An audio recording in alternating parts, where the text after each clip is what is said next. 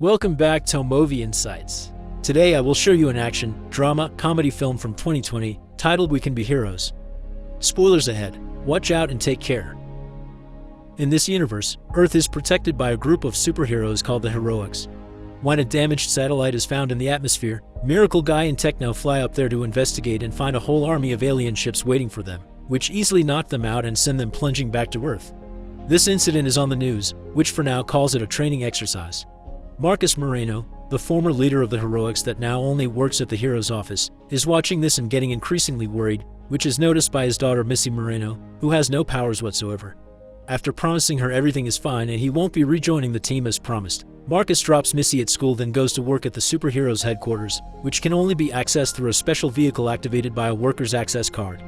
The head of the Heroics program, Ms. Granada, wants to send a couple of heroes against the aliens, but when Marcus shows her exactly how big the alien army is, she accepts to send all of them at the same time, including Marcus himself.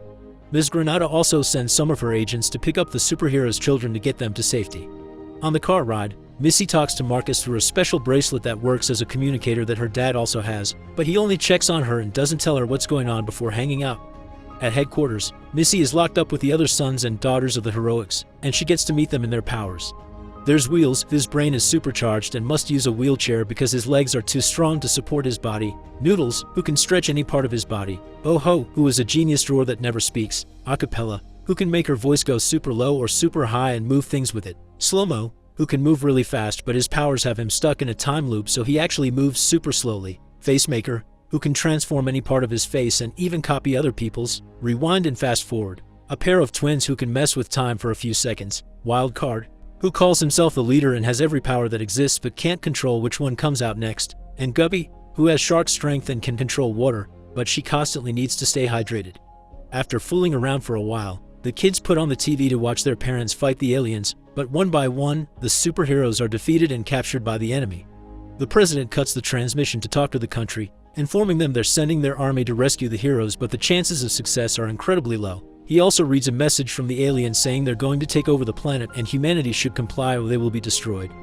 Ms. Granada appears on the screen next, telling the children the building is going under lockdown and they should behave. However, Missy thinks they should leave the room because they're about to be attacked. She knows this because she has realized Oa's drawings show the future, proven by the fact she drew what the kids have done in the room before it happened, and now she has a drawing of an alien breaking in as well. The other children agree to follow Missy's plan, even if Wildcard doesn't like the idea of her having more leadership than him. Facemaker tricks the guards into coming into the vault by teasing some misbehavior among them. Then Guppy beats them up with her shark strength before Noodle steals their access cards. One of the guards manages to press the alarm button, locking them in as the aliens arrive, but Rewind turns back time so when the guard tries again, Wheels hits him with his chair and Noodles puts them all in handcuffs after stealing a jacket, which he puts on as he stretches his body to look like an adult. The children leave the room with Noodles at the front, pretending to be a guide taking them somewhere else, but Missy bumps into Ms. Granada and blows up their cover. The kids run as the alarm is raised and almost make it to the door, but it is sealed on their faces. However, they still have a possible escape route, the ceiling hatch. Acapella forms a stair by making the guards float and Noodles stretches his arm to open the hatch, allowing the kids to climb up and escape to another floor, where they take the access vehicle thanks to the cards they stole. There are guards already waiting for them outside though, so Acapella uses her powers again to make the vehicle float away from the area. The problem is she can't steer and they'll soon hit a building, so Noodles stretches his arm out of the window and grabs a pole to make them whirl around a couple of times before letting go, sending the vehicle in a new building-less direction. The flight goes well for a couple of minutes until Acapella starts running out of breath, so Missy gives her an address to stop by. Stopping, in this case, means Acapella letting the vehicle drop and crashing on a garden and its gazebo. The owner of the place is Anita Moreno, Marcus' mother and trainer of the Heroics. They have 2 hours left before the aliens take over, but Anita still takes them all in and promises to train them so they can rescue their parents. While Ms. Granada and her team use the signal of Missy's communicator bracelet to track the kids down, Anita puts them all to train after assigning Missy as the leader. There is an obstacle course, hand-to-hand combat, and walking on a tightrope, but the most important lesson Anita teaches them is how to work as a team. The twins learn how to be in sync with each other and Guppy meditates to control her shark frenzy. Teamwork is a lesson their parents seem to have forgotten because they currently are locked in the same room and won't stop arguing instead of trying to work together. Missy isn't feeling very confident as a leader after failing to give the correct orders, so Anita comforts by telling her that after training many superheroes in her life, the most important one was Missy's dead mother. She didn't have any powers, but thanks to her, Marcus became a good leader that led by example. At that moment, Ms. Granada's men arrive at the house. Anita opens a secret passage for the kids to escape while she's captured by the aliens, and Missy guides them through the tunnel while using the flashlight on Ojo's tablet. They need to think of a plan, starting by doing things differently from their parents. They shouldn't use flashy costumes because it would make them easy to find. They should lure the aliens out of the city so they don't destroy buildings, and just put less attention on themselves in general. Missy has a plan in mind and whispers it to Wildcard while showing him something on the tablet that shocks him. He explains the plan to the others while claiming they thought of it together, and the kids get ready for action. Ojo's drawings predict a supply alien ship landing nearby, so the children find it and get inside. Slow-mo is too slow and almost gets captured by the aliens, but Noodles stretches his arms and drags him inside before Wheels and Guppy press buttons until the ship takes off. It connects to the mothership and the kids enter it after Noodles stretches his neck to check nobody is around. The place is too big and finding their parents could take forever, so Wheels comes up with an idea. Since Granada could find them thanks to Missy's bracelet, he should be able to modify it to use it as a tracker to find Marcus' bracelet too and therefore all their parents. The group starts following the bracelet signal through the mothership hallways when suddenly, alien tentacles start breaking through the floor and chasing them. They run away and after Acapella uses her voice to temporarily stop the tentacles so they can reach the door. The children make it to a room with a giant pyramid in it and see the president making arrangements with some strange man to drop that pyramid on Earth in an hour. The kids decide they need to stop it and turn around to leave, only to be found by Ms. Granada, who at first pretends to be mad but then congratulates them for behaving so heroically. The good moment doesn't last long, however. Wheels' readings on his screen and Ojo's new drawing tell them a shocking truth. Ms. Granada and the now arriving president and his men are actually aliens, who reveal tentacles coming out of their backs. The children are put in a special undestroyable room, and Ms. Granada locks it with a special key after taking away Guppy's water bottle. Their parents are in a similar situation. No matter how much they hit the walls with their powers, they cannot break them. Suddenly, the door opens and an alien enters the room. The superheroes try to attack it, but it easily pushes them all away as if they were normal humans. The alien removes its skin, which was actually just a towel, and reveals to be Anita, who scolds all of them for having dropped training for a year and forgetting all their lessons. Meanwhile, Missy comes up with an idea and starts talking about the fact they won't be able to escape and that there's no future for them. The other kids think it's rather depressing of her to get like that, but soon they catch on and begin saying sad things too, so everybody cries, and Guppy can collect the tears to make a key with her powers that they use to open the door and escape. They only have 18 minutes until takeover.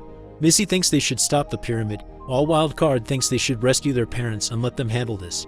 He is angry that Missy took over as a leader and failed, so they end up splitting the group. Wildcard takes Facemaker with him to find their parents while the rest of the group goes to stop the pyramid from dropping on Earth. Ms. Granada is watching them go through this on the security cameras and, when noticing Wildcard and Facemaker argue with each other and split as well, she decides it's the perfect opportunity to capture Wildcard, whose lack of power control and temperament make him a perfect target. They catch him just a moment later, while he's trying to use his powers and failing at it. They take it to another room to interrogate him, but Wildcard answers all their questions with jokes. Meanwhile, the kids arrive at the room with the pyramid, but before they can enter it, they're surrounded by guards. The kids start fighting them hand to hand, except for Guppy, who is trying to stay calm. Missy gives her permission to use her Shark Frenzy, and Guppy goes all out, taking with her a good amount of guards. Wheels also beats up a nice bunch by sending his wheelchair after them after holding himself up on Noodle's arm, but all these moves aren't enough. The guards just stand up again and release their tentacles before grabbing some chains that were hidden on the ceiling and cuffing the children up. Rewind and fast forward work together to turn back time, and Noodles grabs the chains before the guards do, cuffing them instead. When one of the guards takes out a set of keys to open the chains, they turn back time again and steal them before the guards can use them. The group enters the room, but when they're about to reach the pyramid, a force field appears around it. When they wonder who could have done this, Ojo finally speaks and reveals it was her, who was an alien all along. She's been watching them work and she's disappointed by the lack of teamwork and harmony among them, but Missy proves her wrong by speaking up to Wildcard, who hears her from the control room. It turns out Missy already knew Ojo was an alien because she saw it on one of her prophetic drawings, so she came up with a plan. Her fight with Wildcard had been an act to be able to split and reach the control room safely, because the kid that Ms. Granada has right now, it's actually Facemaker pretending to be Wildcard, who is now pressing the right buttons to deactivate the shield around the pyramid. Ms. Granada and her men go after Wildcard, who has accepted Missy as their leader since the tunnel, and thanks to her believing in him, he can now control his powers. He flies, shapeshifts, uses electricity and a freeze ray at will, and defeats Granada and the men in seconds. Facemaker, now alone, runs away and joins the rest of the team right before Ojo starts drawing a bunch of monsters that come to life in front of them. The team combines their powers to beat them up, and Guppy even uses the liquid metal from the pyramid as a replacement for water when she runs out. For the last two monsters, Missy decides she must lead by example and asks Noodles to stretch his arm so she can walk on it like a tightrope and draw the monsters in, falling into the abyss with them when Noodles takes his arm back. Luckily, he's fast enough to stretch it again and grab Missy, bringing her back to the surface before anything could happen to her. Wheels transforms the tablet from his chair into a motherboard to exchange it with the one inside the pyramid, but Oho releases one of her tentacles and pushes it off their hands. The tablet falls into the abyss, which is so deep nobody could survive the fall, except for Slow-Mo. He jumps in and recovers it, and then Wildcard teleports into the room to take him out by flying. Noodles takes the tablet from Slow-Mo and stretches his arm to the top of the pyramid to exchange the real motherboard for their fake right as the clock hits 0 and the pyramid opens to start the takeover. From inside, their parents come out. The kids are confused by this turn of events, and Oho explains what's going on together with the president and Ms. Granada, who just arrived. The takeover didn't mean an alien invasion, it means a takeover of their parents' powers. The new generation is always an improvement over the last one, and children are inheriting all of Earth's problems, so they need to fix them sooner rather than later. So the aliens infiltrated the government and the Heroics headquarters to train the kids and accelerate the transfer of power, because on their planet, children are the leaders. The kids accept to become the new team of superheroes that will protect Earth and the galaxy with Missy as their leader.